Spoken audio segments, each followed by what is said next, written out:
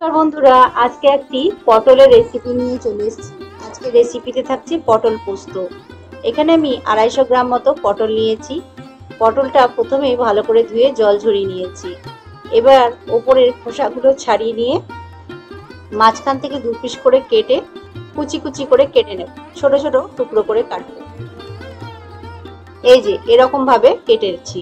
তার সঙ্গে পেঁয়াজ কুচি, লঙ্কা কুচি নিয়েছি। সর্ষের তেলে রেসিপিটা করব। এই রেসিপিটা সর্ষের তেলে কিন্তু ভালো লাগে।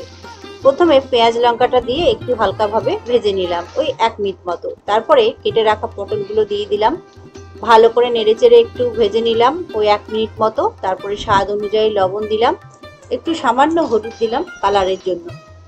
তো নেড়েচেড়ে ভালো করে হলুদ আর লবণটা মিশিয়ে নিলাম। তারপরে ওপর থেকে ঢাকা দিয়ে দেবো আর গ্যাসের ফ্লেমটা লো করে ভাজবো। এতে কিন্তু কোনো জল ব্যবহার করব না। মাঝে মধ্যে ঢাকাটা খুলে একবার করে নেড়েচেড়ে ভেজে নেব, যাতে তলাতে ধরে না যায়। পটলটা যখন ভাজতে ভাজতে সেদ্ধ হয়ে যাবে, এই যে পোস্ত বেটে রেখেছিলাম ওই 3 চামচ মতো শিলে বেটেছিলাম, পোস্ত বাটাটা এবার পটল ভাজার মধ্যে দিয়ে দিলাম। তারপরেই গ্যাসের ফ্লেমটা কিন্তু লো রেখে আমি রেসিপিটা করছি। ভালো করে নেড়েচেড়ে একটু ভেজে নেব একটু সময় নিয়ে। যখন ঝুরঝুরে টাইপের হয়ে যাবে ভাজতে ভাজতে, তখন বুঝে নিতে হবে পটল পোস্তটা রেডি হয়ে গেছে।